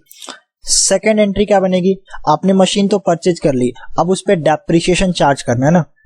डेप्रिसिएशन तो चार्ज करोगे और कुछ काम है क्या, नहीं सर, मशीन परचेज करने की एंट्री आपने समझा दी, अब आप समझाओ डेप्रिसिएशन को चार्ज कैसे करते हैं। तो जब हम डेप्रिसिएशन को चार्ज करेंगे तो किसी भी फिक्स एसेट्स पे जब हम डेप्रिसिएशन को चार्ज करते हैं तो उस फिक्स एसेट की वैल्यू क्या हो जाती है, डिक्रीज होने लगती है। उस फिक्स एसेट की वैल्यू क्या होती है, डिक्रीज होने लगती है। तो किसी भी फिक्स एसेट्स की वैल्यू डिक्रीज होगा तो क्या होगा, डेबिट या क्रेडिट, सोच के बताना। किसी भी फिक्स एसेट्स की वैल्यू जब डिक्रीज होगा तो क्या होगा, सिंपल सी बात है सर, क्रेडिट। एसेट्स की वैल्यू इंक्रीज होता है तो डेबिट और डिक्रीज होता है तो क्रेडिट, आपने समझाया था। ठीक है, अगर आपने 11th में नहीं पढ़ा तो भी मैंने इस वीडियो मतलब इसी लेक्चर में, लेक्चर नंबर 2 या 3 में जहां भी मैंने जनरल एंट्री समझाई थी, रूल्स ऑफ डेबिट क्रेडिट समझाया था, वहां मैंने आपको ये समझाया था। देखो मैंने मशीनरी यहाँ परचेज किया है तो डेबिट हुआ है, यहाँ मैं क्या करूंगा, डेप्रिसिएशन लगाऊंगा तो क्या होगा, क्रेडिट होगा। क्यों, परचेज के समय इंक्रीज होता है और डेप्रिसिएशन के समय क्या होता है, उसकी वैल्यू डिक्रीज होती है। तो सर मशीनरी अकाउंट हो जाएगा, क्या हो जाएगा, क्रेडिट। तो सर डेबिट क्या होगा, डेबिट किसकी वजह से हो रहा है, सर डेप्रिसिएशन की वजह से। डेप्रिसिएशन क्या है, एक्सपेंस है, एक्सपेंस क्या होता है, डेबिट होता है, सिंपल सी बात है। तो अगर आप डेप्रिसिएशन चार्ज करोगे तो उसकी जो जनरल एंट्री निकल के आती है वो निकल के आती है depreciation account debit to machinery account, to machinery account. ठीक है सर, हमने चार्ज कर दिया, हमने मशीनरी परचेज की एंट्री सीख ली, हमने उस किसी भी फिक्स एसेट पे, सर यहाँ पे लैंड होता तो depreciation account debit to land account, depreciation account debit to building account, sorry land पे तो डेप्रिसिएशन लगता ही नहीं, depreciation account debit to building account. ध्यान रखना, लैंड पे डेप्रिसिएशन नहीं लगता, लैंड पे एप्रिसिएशन लगता है, क्योंकि उसकी वैल्यू बढ़ती है घटती नहीं। लेकिन लैंड एंड बिल्डिंग होगा तो डेप्रिसिएशन लगेगा, क्योंकि लैंड की तो वैल्यू बढ़ रही है बट बिल्डिंग की वजह से उसकी वैल्यू फिर घटने लगती है। तो लैंड एंड बिल्डिंग पे डेप्रिसिएशन लगेगा, सिर्फ और सिर्फ लैंड पे डेप्रिसिएशन नहीं लगता। क्लियर है, अच्छा सर ठीक है। अब हमने क्या किया सर, डेप्रिसिएशन भी चार्ज कर दिया, मशीनरी परचेज भी कर ली। अब क्या करेंगे, तो अब ये जो डेप्रिसिएशन है इसको आप ट्रांसफर करोगे, कहाँ ट्रांसफर करोगे, तो सर आपने कहा था कि जो डेप्रिसिएशन है ये प्रॉफिट एंड लॉस में डेबिट साइड जाता है, क्योंकि डेप्रिसिएशन अकाउंट पे आपने डेबिट कर दिया तो वहां थोड़ी रहेगा। जब तक आप डेप्रिसिएशन को प्रॉफिट एंड लॉस अकाउंट में नहीं शो करोगे तब तक वो एक्सपेंस नहीं बनेगा, और एक्सपेंस नहीं बनेगा तो प्रॉफिट हमारा सही निकल के नहीं आएगा। हमने मशीन परचेज किया, डेप्रिसिएशन लगा दिया, लेकिन चार्ज करने के बाद भाई उसको ट्रांसफर तो करोगे प्रॉफिट एंड लॉस अकाउंट में। ये एंट्री तो सिर्फ चार्ज की है, मतलब एसेट की वैल्यू कम हो गई। क्यों कम हुई, डेप्रिसिएशन की वजह से, बस। एक्सपेंस है ना, सारे एक्सपेंस कहां जाते हैं, प्रॉफिट लॉस में डेबिट साइड। तो तीसरा एंट्री कौन सा बनेगा, transfer to PNL, depreciation transfer to PNL. और इसकी एंट्री क्या निकल के आती है, profit and loss account debit, profit and loss account debit to machinery account, sorry profit and loss account debit to depreciation account, profit and loss account debit to depreciation account. कोई भी expense हो उसको हम closing करते ही करते हैं। ये मैंने आपको सब्सिडरी बुक्स पढ़ाया था, वहां भी समझाया था क्लोजिंग एंट्री क्या होती है। कोई भी एक्सपेंस हो, एक्सपेंस का क्लोजिंग एंट्री पास होता है। सैलरी है, salary account debit to cash bank, जो भी करना करो, वो सैलरी आपने दिया है, उस सैलरी को फिर लास्ट में पेन में ट्रांसफर किया था, उसकी एंट्री बनती है पेन account debit to salary account. Closing entry आपने क्लास 11 में बहुत अच्छे से पढ़ा होगा, ठीक है ना। तो ये हमने क्लोजिंग एंट्री कर दी। और क्या एंट्री बन सकता है सर, अभी हम कौन सीख रहे हैं, provision for depreciation account not maintain की हम जनरल एंट्री सीख रहे हैं। फिर इसका क्वेश्चन भी करेंगे, फिर मेंटेन वाले की जनरल एंट्री उसका क्वेश्चन करेंगे। सर आपने ट्रांसफर करना सिखा दिया, आपने परचेज करना सिखा दिया, आपने चार्ज करना सिखा दिया। अगर सर हम मशीनरी सेल करें तो उसकी एंट्री क्या बनेगी, तो अगर आप सेल करते हो तो आपका 2 केस होगा, 3 केस बन सकता है सेल में। हो सकता है कि आपने क्या किया है, कॉस्ट टू कॉस्ट सेल किया है। Cost to cost, cost to cost का मतलब क्या है, नो लॉस नो गेन, ना तो आपको प्रॉफिट हुआ है और ना ही आपको गेन हुआ है। हो सकता है आपने लॉस में सेल किया है और हो सकता है आपने गेन में सेल किया है, तो तीनों केस में एंट्री अलग अलग बनेगी। सबसे पहली बात करते हैं कि सर हमने कॉस्ट टू कॉस्ट अगर सेल कर दिया यानी कोई प्रॉफिट या कोई लॉस नहीं हुआ तो एंट्री क्या बनेगी। तो अगर नो लॉस नो गेन होगा, no loss sale of machine या फिक्स एसेट, मैं मशीन लेके चलता हूँ, जो भी फिक्स एसेट होगा मशीन जगह उसका नाम आ जाएगा, ठीक है। तो अब सेल करोगे तो सिंपल सी बात है, सर हमारे पास पैसे आएंगे, बैंक अकाउंट डेबिट। सर हमने कैश में सेल किया तो कैश अकाउंट डेबिट। सर हमने उधार में सेल किया तो डेटर्स अकाउंट डेबिट। कुछ भी हो सकता है। टू सेल्स अकाउंट, नहीं बिल्कुल गलत है यार, टू सेल्स कैसे आएगा, मशीन बेच रहे हो ना, फिक्स एसेट गुड्स थोड़ी बेच रहे हो, तो टू मशीनरी अकाउंट, यानी हमारे पास कैश या बैंक या डेटर्स आएंगे और मशीन हमारा चला जाएगा। ये हमारा सेल की एंट्री है, इसमें मैंने कोई भी प्रॉफिट लॉस की एंट्री नहीं की क्योंकि no loss no gain. Sir अगर हमने सेल किया और हमें लॉस हो गया तो ज्यादातर टाइम में फिक्स एसेट बेचने पे लॉस ही होता है, कभी कभी गेन भी हो जाता है। तो देखो अगर हमने लॉस में सेल किया तो क्या होगा, तो लॉस में सेल किया तो पहले आपको लॉस कैलकुलेट करना पड़ेगा कि आखिर कितना लॉस हुआ है। इसको सर कैसे कैलकुलेट करोगे, सिंपल सी बात है, आपको देख लो book value on the date of sale, book value on the date of sale और उसमें से माइनस कर दो सेल वैल्यू या सेलिंग प्राइस, जो आप कहना कह लो, माइनस कर दो। अगर नेगेटिव आता है तो आपका लॉस है, पॉजिटिव आता है तो आपका प्रॉफिट है। सपोज आप जिस दिन बेच रहे थे उस दिन आपकी मशीन की वैल्यू कितनी थी, 1,20,000। ये सर कैसे निकाला हमने, जिस दिन हम बेच रहे हैं उस दिन अपनी बुक्स में डेप्रिसिएशन वगैरह सब माइनस करने के बाद देख लेंगे कि हमारे लिए उसकी वैल्यू कितनी है, 1,20,000, और हमने उसको सेल कर दिया 1,10,000 में, तो क्या हो गया, तो सर सिंपल सी बात है, लॉस ऑन सेल हो गया 10,000 का। अब बताओ इसकी जनरल एंट्री हम कैसे करेंगे। अमाउंट तो मैं निकालना सिखा दूंगा बाद में भी आपको, अभी हम जनरल एंट्री की बात कर रहे हैं। अब इसकी जनरल एंट्री कैसे करेंगे, सिंपल सी बात है, सपोज हमने कैश बैंक में पैसा लिया है, बैंक अकाउंट डेबिट, जहां भी लिया होगा वो डेबिट कर देंगे, 1,10,000 रुपए, ठीक है। उसके बाद हम सीधा बोलेंगे profit and loss account debit, profit and loss account debit. Sir आपने profit and loss account debit क्यों लिखा मैं समझाऊंगा अभी। Profit and loss account debit कितना, 10,000 रुपीज, टू क्या लिखोगे यहाँ पे, टू मशीनरी अकाउंट, या जो भी आपने फिक्स एसेट सेल किया होगा वो अकाउंट, टू मशीनरी अकाउंट कितना, 1,20,000, 1,20,000 रुपए, ठीक है। तो आपका क्या हुआ, आपने क्या किया, ये मशीन सेल कर दी 1,20,000, तो 1,20,000 की वैल्यू गई, वैल्यू आई कितनी 110, तो मेरा लॉस कितना हो गया 10,000। सर लॉस हुआ तो प्रॉफिट एंड लॉस अकाउंट क्यों लिखा आपने लॉस ऑन सेल क्यों नहीं लिखा। चलो मैं आपको अभी लिख के दिखा देता हूँ। सपोज मैंने यहाँ पे लिख दिया, देखो मैंने आपके कहने पे एक एंट्री ये पास कर दी, bank account debit, loss on sale account, loss on sale of machinery, पूरा लिखना पड़ेगा मेरे को, loss on sale of machinery account debit. ये एंट्री सही है, मैं आपको समझा रहा हूं जो आपका डाउट है, 1,10,000 रुपए, 10,000 रुपीज टू मशीनरी अकाउंट, कोई नहीं बताएगा जो मैं समझा रहा हूं आपको, टू मशीनरी अकाउंट, इसलिए सब्सक्राइब कर देना अगर यहां तक पहुंचे हो तो। आपने ये एंट्री पास कर दी, बिल्कुल सही है, एकदम करेक्ट है, एकदम सही है, कुछ भी गलत नहीं इस एंट्री में। अब जरा मुझे बस एक चीज बताओ कि जो आपका लॉस हुआ है 10,000 रुपीज का, उसको कहां ट्रांसफर करोगे। सर सिंपल सी बात है, प्रॉफिट हो या लॉस ये तो जाएगा प्रॉफिट एंड लॉस अकाउंट में ही। अभी फिलहाल लॉस है तो किस साइड जाएगा, डेबिट साइड जाएगा। लॉस है तो किस साइड जाएगा, ये आप लॉस अकाउंट में थोड़ी रखोगे। आपने किसी को सैलरी दिया था, salary account debit to cash, तो क्या वो जिंदगी भर सैलरी अकाउंट में रहेगा, नहीं सर, वो सैलरी जाएगा पीएनएल में डेबिट साइड, यानी जो भी प्रॉफिट एंड लॉस हो उसको लास्ट में पीएनएल में ट्रांसफर करना ही पड़ेगा। यानी आपने यहाँ पे एक लॉस अकाउंट ओपन कर दिया, इसको क्लोज करना पड़ेगा, जब तक क्लोज नहीं होगा तब तक प्रॉफिट लॉस सही नहीं आएगा। तो सर हम क्या करें क्लोज करने के लिए, इसको ट्रांसफर कर दो कहां, प्रॉफिट एंड लॉस अकाउंट में। तब सेकेंड एंट्री बनाओगे, P&L account debit to loss on sale of machinery account, यानी जो हमारा मशीनरी अकाउंट पे सेल करने से 10,000 का लॉस हुआ था उसको हमने कहां ट्रांसफर कर दिया, तो उसको मैं ट्रांसफर कर दिया प्रॉफिट एंड लॉस अकाउंट में। अब जरा मुझे बताओ, ट्रांसफर कर दिया, अब इन दोनों को अगर मैं बोलूं कि एक काम करो, इन दोनों के बदले आप एक ही एंट्री बना दो, कंबाइंड एंट्री। आप क्यों दो एंट्री बनाते हो, तो कंबाइंड एंट्री आप अगर बनाओगे तो वही निकल जाएगा जो मैंने ऊपर पास किया। देखो यहाँ पे प्रॉफिट लॉस क्या हो रहा है, डेबिट और यहाँ प्रॉफिट लॉस हो रहा है क्रेडिट। तो ये देखा जाए तो दोनों खत्म, बचा क्या, बैंक अकाउंट डेबिट और P&L account debit to machinery account, यही बच रहा है आपके सामने है, देख लो। तो हमने क्या किया, bank account debit, profit and loss account debit, amount देख लो बैंक में कितना 110, प्रॉफिट लॉस में कितना अमाउंट है देखो 10,000, और टू मशीनरी अकाउंट में कितना अमाउंट है, मशीन अकाउंट में है 1,20,000। तो वही एंट्री निकल के आती है जो मैंने आपको अभी ऊपर समझाया था। इस एंट्री का मतलब है डायरेक्ट हमने लॉस को प्रॉफिट लॉस में ट्रांसफर कर दिया, आपको दो एंट्री करने की जरूरत नहीं है। आप चाहो तो ये दो एंट्री अलग अलग भी कर सकते हो, आपको अच्छा लगे करो, कोई दिक्कत नहीं, दोनों सही है। आपको फिर दो एंट्री करनी पड़ेगी, या फिर चाहो तो इस दोनों के बदले आप एक एंट्री पास करके भी अपना काम कर सकते हो। तो स्मार्ट वर्क करो, क्यों हार्ड वर्क करते हो, ठीक है।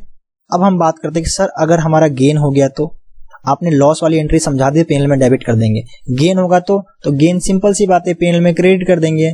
वही आपने 1,20,000 की वैल्यू थी, आपने 1,40,000 का सेल कर दिया, कितना हो गया आपका, तो सर हमारा 20,000 रुपीज का गेन हो गया। अब बताओ एंट्री, सपोज आपने कैश नहीं बैंक के थ्रू सेल किया, यानी चेक के थ्रू, तो बैंक अकाउंट डेबिट कितना आ गया 1,40,000, ये कौन सी एंट्री है, गेन वाली।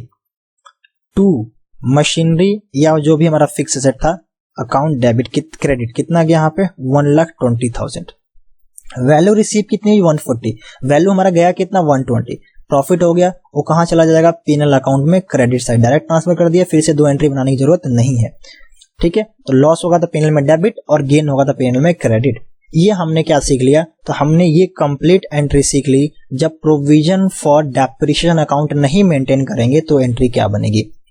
सर क्या आपने provision for depreciation account maintain नहीं करेंगे, ठीक है, ये बात तो क्लियर है, लेकिन ये किस मेथड की एंट्री है यार, एंट्री तो सेम होता है, चाहे आप SLM मेथड से कह लो या WDV से मेथड से कह लो। यानी जब मैं ये दोनों WDV मेथड कराऊंगा तो मैं ये जनरल एंट्री फिर दोबारा नहीं कराऊंगा, प्लीज आप ध्यान से एक बार इसको रीड कर लेना यार। आप SLM मेथड लगाओ या WDV मेथड लगाओ, आपको मशीनरी परचेज की तो एंट्री यही बनाओगे ना, डेप्रिसिएशन चार्ज करने की एंट्री तो यही बनाओगे ना। सर SLM और WDV से डेप्रिसिएशन का अमाउंट अलग अलग आता है, अलग अलग आता है तो यहाँ पे अमाउंट ही तो चेंज होगा ना, डेप्रिसिएशन का एंट्री तो वही रहेगा। सपोज आपका SLM से आ रहा है 10,000 रुपीज पर ईयर, ठीक है, WDV से आ रहा है 8,000 रुपीज पर ईयर, तो क्या यहीं पे तो चेंज होगा 8,000 और 10,000, बाकी मशीनरी जो डेप्रिसिएशन की एंट्री वही सेम रहेगी। ट्रांसफर की एंट्री अगर 10,000 आ रहा है तो 10,000 ट्रांसफर करो, 8,000 आ रहा है तो 8,000 ट्रांसफर करो, ये भी एंट्री सेम रहेगी। मैंने जो भी एंट्री बताई वो सब सेम रहेगा, बस अमाउंट चेंज होगा। तो हमने जो पढ़ा ये जनरल एंट्री पढ़ लिया जब हम provision for depreciation account maintain नहीं करते, चाहे वो SLM मेथड हो चाहे वो WDV मेथड हो। अब सर आपने एंट्री तो समझा दी, अब आप हमें अकाउंट बना के दिखाओ इन सब का, यानी डेप्रिसिएशन अकाउंट बना के दिखाओ, प्रॉफिट एंड लॉस अकाउंट बना के दिखाओ। देखो प्रॉफिट लॉस अकाउंट बनाने के लिए नहीं बोलेगा आपको, मशीनरी अकाउंट और डेप्रिसिएशन अकाउंट यही दो बनाने के लिए बोलेगा। और अगर प्रोविजन फॉर डेप्रिसिएशन अकाउंट वाले मेथड से करोगे तो उसमें आपको क्या करेगा, मशीनरी अकाउंट, डेप्रिसिएशन अकाउंट और प्रोविजन फॉर मशीनरी अकाउंट। देखो आप नॉट मेंटेन वाले से करोगे तो आपको दो अकाउंट बनाने के लिए बोल सकता है, सबसे पहले मशीनरी या जो भी फिक्स एसेट है उसका अकाउंट और दूसरा डेप्रिसिएशन अकाउंट, बस यही दो। कभी कभी सिर्फ यही बोलता है, भी नहीं बोलता।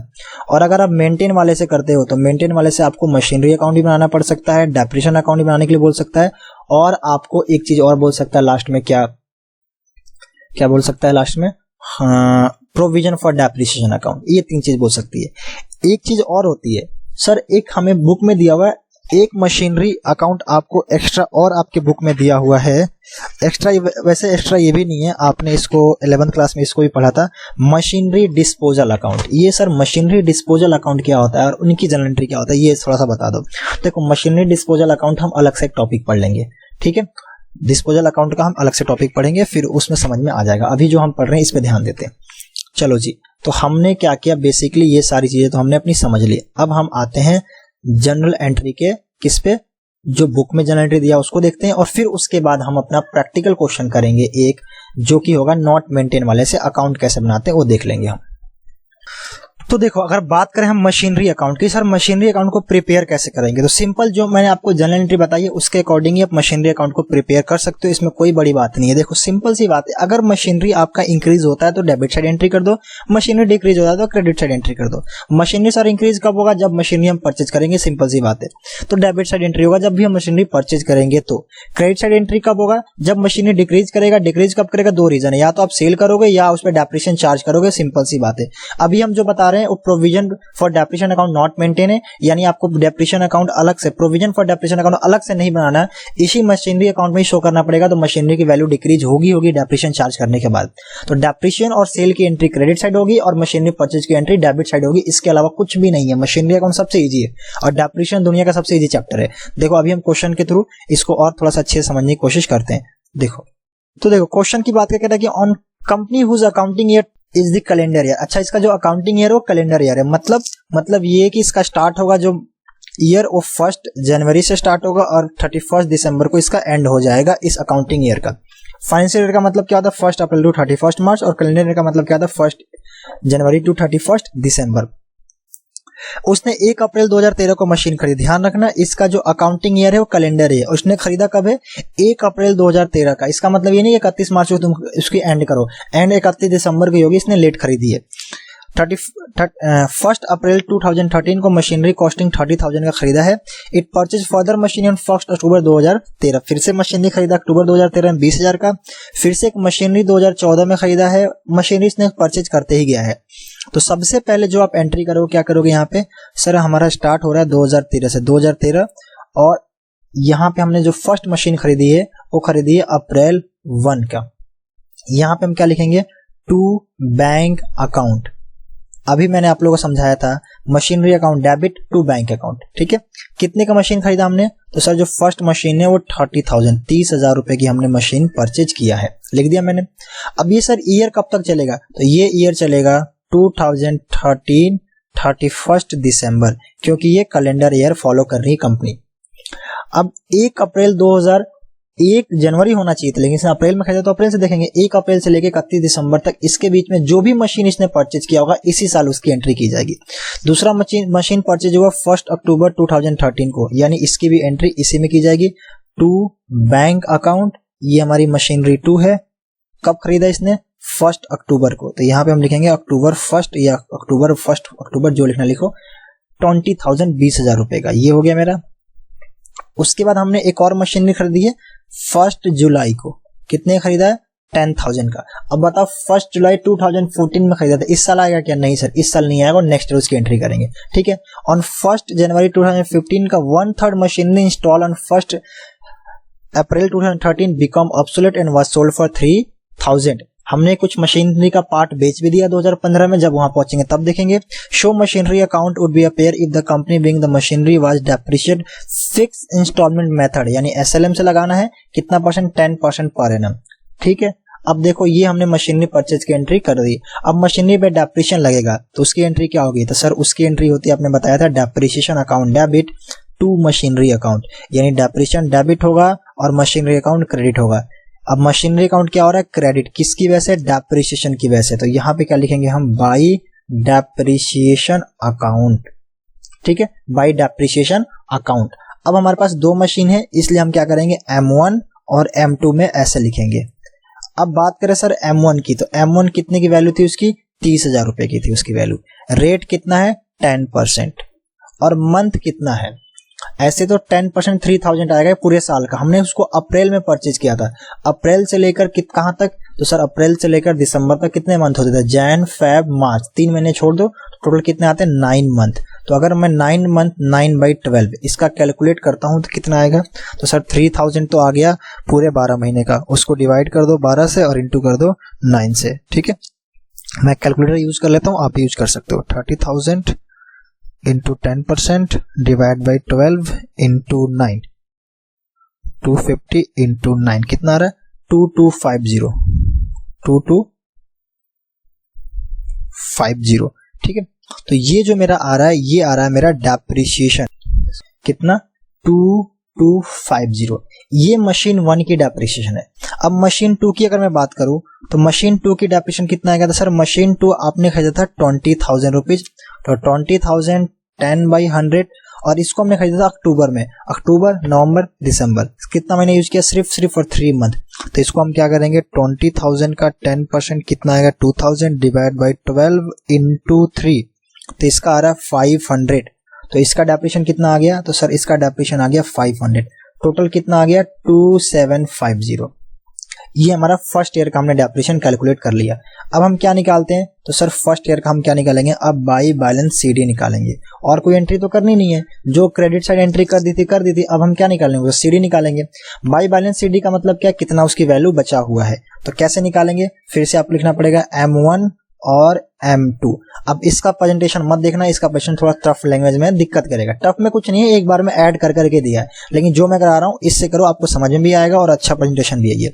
तो M1 की वैल्यू कितनी है हमारे पास, तो सर M1 की जो वैल्यू थी ना हमारे पास स्टार्टिंग में, वो थी 30,000 रुपीज की। कितने की थी यहाँ पे, 30,000 रुपए की थी, जिसमें से आपने 2250 का डेप्रिसिएशन चार्ज कर दिया। तो अगर मैं क्या करूं, माइनस करता हूं 30,000 माइनस 2250, तो कितना आएगा 27,750। 27,750। मैं थोड़ा छोटा लिख रहा हूं क्योंकि अगर मैं बार बार इधर उधर करूंगा टाइम ज्यादा खराब होगा, इसलिए मैं थोड़ा साइड में सोच रहा हूं एडजस्ट कर दूं यहीं पे। दूसरी बात, सर सेकेंड मशीनरी की वैल्यू कितनी थी, 20,000। आपने उस पर डेप्रिसिएशन चार्ज किया कितना, 500 का। तो उसका जो सीडी निकल के आएगा 19,500, 19,500 रुपए की इसकी वैल्यू निकल के आएगी। अब मैं टोटल करता हूं तो 27,750 प्लस 19,500, तो 47,250 कितने का निकल के आ रहा है, 47,250 रुपीज का उसका टोटल सीडी निकल के आ रहा है। अब हम क्या करेंगे, इसको ऐड कर देंगे टोटल, कितना है इधर 50,000 रुपीज और इधर भी कितना आया हमारा टोटल 50,000 रुपीज। ठीक है, तो ये हमने क्या किया, सक्सेसफुली फर्स्ट ईयर का हमने कैलकुलेशन कंप्लीट कर लिया। अब हम बात करें अगर सेकेंड ईयर की, तो सेकेंड ईयर के लिए हमें थोड़ा सा इसको और आगे चलना पड़ेगा इस अकाउंट को। ठीक है, अब देखो ये जो है नेक्स्ट ईयर कौन सा होगा सर, तो नेक्स्ट ईयर हमारा होगा 2014 और डेट क्या होगा, जनवरी 1। इसको हम क्या लिखेंगे, टू बैलेंस BD, यानी जो प्रीवियस ईयर में क्लोजिंग बैलेंस था इस साल वही ओपनिंग बनेगा। ओपनिंग क्या है, M1 का कितना है 27,750 और M2 की जो वैल्यू है वो है 19,500 और टोटल जो वैल्यू है कितना 47,250। ठीक है, आई होप आपको दिख रहा हो, ये मैंने लिखा 47,250। अब सर इस साल हमने कोई मशीनरी परचेज की या कुछ किया है क्या, तो देखो इसने बोला है कि 2014 में भी हमने एक मशीनरी परचेज की थी जिसकी वैल्यू 10,000 की थी और उसका डेट क्या था 1 जुलाई। तो उसकी भी एंट्री हमने करनी पड़ेगी। यहाँ पे हम क्या लिखेंगे, जुलाई 1 टू बैंक अकाउंट। कितने का हमने परचेज किया था, तो सर 10,000 का। 1 जनवरी 2015 यानी अगले साल हमने सेल किया, अभी तक क्या लिखेंगे 10,000 इसकी वैल्यू लिख देंगे। इसके अलावा इस साल हमने कुछ भी काम नहीं किया, तो इसको हम ईयर एंड करते हैं। ईयर एंड कब होगा, 2014 में ही होगा, 31 दिसंबर को होगा। अब 31 दिसंबर को क्या होगा, अब तीनों मशीन पे डेप्रिसिएशन लगाया जाएगा क्योंकि पूरी मशीन यूज हुई है, तीनों मशीन पूरे साल यूज हुआ, इसके अलावा हमने कुछ भी नहीं किया। तो देखो अब डेप्रिसिएशन लगाएंगे किस पे, हम M1, M2 और M3 तीन मशीन है, तीनों पे डेप्रिसिएशन लगेगा। अब देखो जो M1 और M2 है ये 1 जनवरी को ही हमारे पास था, यानी जो पहली मशीन और दूसरी मशीन है ये पूरे साल यूज हुए हैं, तो इस पे पूरे साल का डेप्रिसिएशन लगेगा। कैसे निकालेंगे सर, 27 का 10% और 19,000 का 10%, नहीं बिल्कुल गलत है। अगर 27 और 19,500 का 10% अब निकालोगे तो ये WDV मेथड से हो जाएगा, बस उसमें यही चेंज है।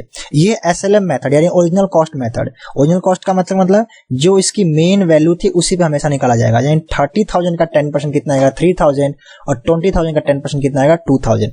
सर आप इसको पूरे साल का क्यों निकाल रहे हो, क्योंकि इस साल 14 में पूरी मशीनरी यूज हुई है, पूरे 100% पूरे ईयर्स के लिए यूज हुआ है, तो इसको मैं कंप्लीट 1 ईयर का डेप्रिसिएशन यहाँ पे इस साल में चार्ज करूंगा।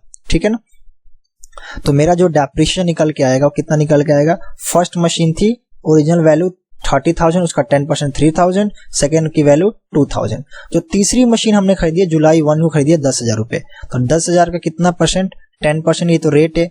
अब मंथ कितना होता है, तो जुलाई, अगस्त, सितंबर, अक्टूबर, नवंबर, दिसंबर, कितना हो रहा है 6 मंथ, तो 6 मंथ का कितना आएगा 10,000 हो गया, 1,000 रुपीज हो गया एक साल का, उसका हाफ कर दो 500, तो ये मेरा आ गया 500 रुपीज। अब हम क्या निकालेंगे, टोटल करते हैं 3 to 5 5,500 का डेप्रिसिएशन आ गया थर्ड ईयर में, देखो यहाँ भी वही आया है।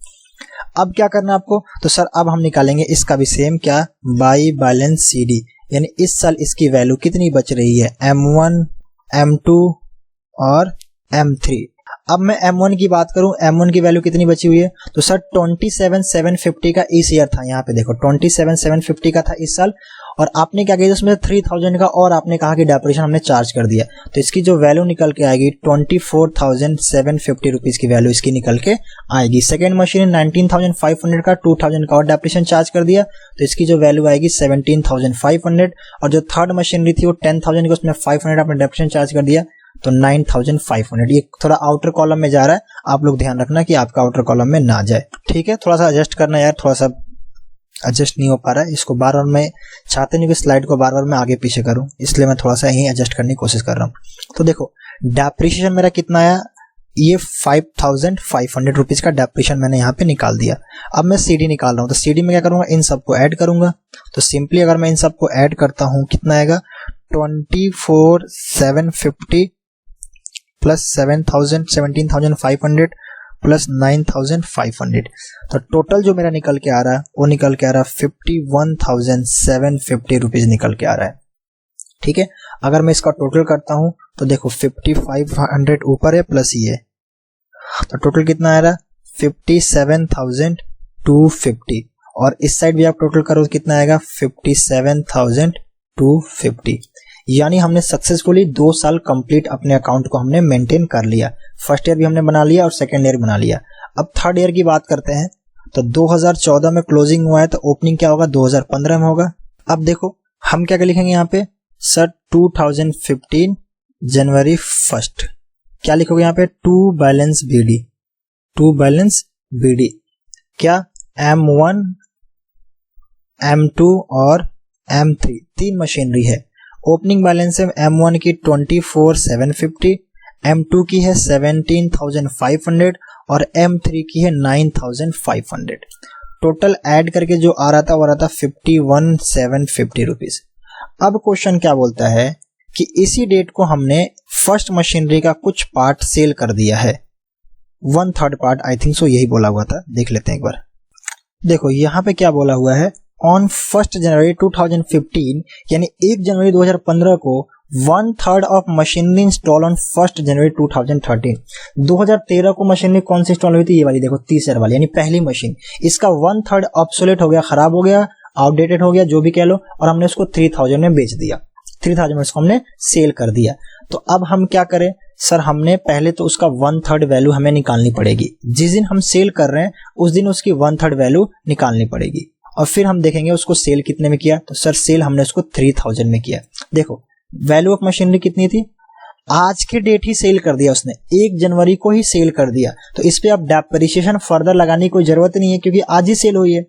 जितना मशीन का पार्ट सेल हो गया उसको आप हटा दो, जो बचेगा उस पर डेप्रिसिएशन लगेगा। सर अगर हम 6 मंथ यूज करके सेल करते तो पहले आपको 1/3 निकालना पड़ता, फिर उसका 1/3 का 6 मंथ का डेप्रिसिएशन लगाना पड़ता, फिर आप सेल करते। देखो समझा रहा हूँ, 24,750 की टोटल मशीन थी। अगर मैं उसका 1/3 का पार्ट बात करूँ कि सर 1/3 कितना आएगा, तो 8250 ये आएगा। डिवाइड करने के बाद कर लो आप, डिवाइड करके देख लो, 24,750 डिवाइड बाई 3, 24,750 डिवाइड बाई 3, 8250। यानी ये इतनी मशीन की वैल्यू उन्होंने बेच दी, तो बचा कितना, तो सर 25,750 था, 8250 का बेच दिया उन्होंने। तो अगर मैं माइनस करता हूं तो 24,750 में से माइनस करता हूं तो 16,500 ये मेरा बैलेंस मशीनरी बचा हुआ है। तो इसका तो डेप्रिसिएशन लगाएंगे ना 16,500 के बाद में, लेकिन ये जो मशीनरी हमने सेल की इस पे डेप्रिसिएशन नहीं लगेगा। क्यों नहीं लगेगा, क्योंकि हमने सर 1 जनवरी को ही बेच दिया, हमने इसको कुछ भी यूज नहीं किया है। तो सर 8250 की मशीन थी, बुक वैल्यू कितनी थी मशीन की 8250, सेल कितना किया हमने 3000 में, लॉस कितना हो गया 5250, 5250 का हमारा क्या हो गया, लॉस हो गया। तो मैंने अभी आपको जनरल एंट्री में सिखाया था कि एंट्री कैसे करनी होती है सेल की। देखो तो हम इधर क्या लिखेंगे, 2015 जनवरी 1 लिखेंगे, और क्या लिखेंगे, बाई बैंक अकाउंट। अभी हम सेल की एंट्री कर रहे हैं, बाई बैंक अकाउंट। कितने का बेचा हमने 3000 का। लॉस होगा तो बाई पीएनएल अकाउंट, है ना, पीएनएल अकाउंट इधर, और अगर प्रॉफिट होता तो पीएनएल अकाउंट इधर। देखो यहाँ पे प्रॉफिट लॉस अकाउंट क्रेडिट हुआ है, तो वहां पे profit and loss account general entry में डेबिट हो जाएगा, ठीक है ना। तो profit and loss account credit side लिखा मशीनरी में, तो प्रॉफिट एंड लॉस अकाउंट में जाएगा डेबिट साइड, और अगर यहाँ डेबिट साइड लिखा था तो वहां जाएगा क्रेडिट साइड। तो मैंने क्रेडिट साइड लिखा ताकि वहां डेबिट साइड जाए, यानी लॉस है 5250। ये मशीन का पूरा मशीन नहीं बेचा, कुछ पार्ट बेच दिया, चलो हटाओ उसको। अब जो मशीन बचे उसको तो हमने सर यूज किया है ना, हाँ सर उसको यूज किया है, और उसका एंड कब होगा 31 दिसंबर को। और उन सब पे हम क्या लगाएंगे, by depreciation account, by depreciation account.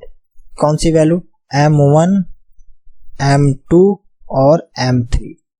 अब ध्यान से देखना, जो M1 की वैल्यू थी हम ओरिजिनल कॉस्ट पे डेप्रिसिएशन लगाने हमें, तो अगर मैं 30,000 का 10% लगाऊं 3,000 तो बिल्कुल गलत है, क्योंकि इस बार ऑफ 3,000 मशीन है ही नहीं, उसमें से 1/3 तो हमने सेल कर दिया था। तो आपको क्या करना पड़ेगा, जो M1 की वैल्यू थी उसकी ओरिजिनल कॉस्ट से भी आपको 1/3 माइनस करना पड़ेगा।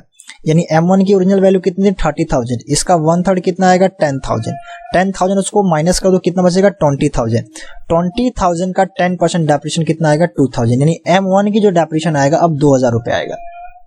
ठीक है, या फिर आप चाहो तो ऐसा भी कर सकते हो, M1 की वैल्यू कितनी थी 30,000, उसका 10% कितना आएगा 3,000। अब 3,000 तो पूरी मशीन की, इसमें से 1/3 हमने सेल कर दी, तो 1/3 डेप्रिसिएशन भी माइनस कर दो, जो बचेगा 2,000, ये भी आ जाएगा।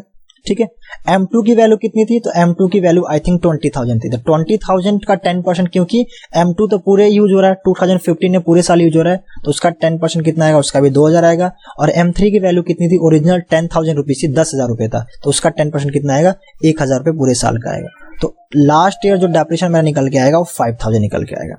अब बात आती है कि sir last year by balance CD कितना निकलेगा, बाई बैलेंस CD कितना निकलेगा। तो बाई बैलेंस CD वैसे निकालेंगे जैसे सबका निकालते आए हैं अभी तक हम। पता नहीं आप लोगों को समझ में आ रहा है कि नहीं आ रहा है, क्योंकि राइटिंग बहुत गंदी हो रही है, कोई नहीं, एडजस्ट करना। M1 M2 और M3। अब मैं M1 की बात करता हूं। M1 कितने की वैल्यू थी, 24,750 रुपीज की वैल्यू थी, जिसमें से मैंने कुछ सेल कर दिया था 8,250, तो बैलेंस कितना था 16,500 का। 16,500 में से भी 2,000 का डेप्रिसिएशन हमें चार्ज कर दिया, तो बचा कितना, तो सर ये बचा 14,500। ठीक है, M2 की वैल्यू कितनी थी 17,500, जिसमें से हमें 2,000 का डेप्रिसिएशन चार्ज कर दिया, तो 15,500। M3 की वैल्यू कितनी थी 9,500, जिसमें से मैंने 1,000 का डेप्रिसिएशन चार्ज कर दिया, तो 8,500। अगर मैं इन सबको टोटल ऐड करता हूं तो यहाँ पे मेरा जो आंसर निकल के आएगा, कितना निकल के आएगा, 14,500 प्लस 15,500 प्लस 8,500, तो मेरा निकल के आया 38,500। और अगर मैं टोटल करता हूं तो इधर टोटल कितना है 51,750, तो इधर भी टोटल 51,750 ही आना चाहिए। तो ये हमने क्या किया, पूरे 3 साल का डेप्रिसिएशन अकाउंट बना लिया। ये 2015 का है, ये 2014 का है, और ये हमारा 2013 का है। आई होप आपको समझ में आ गया हो।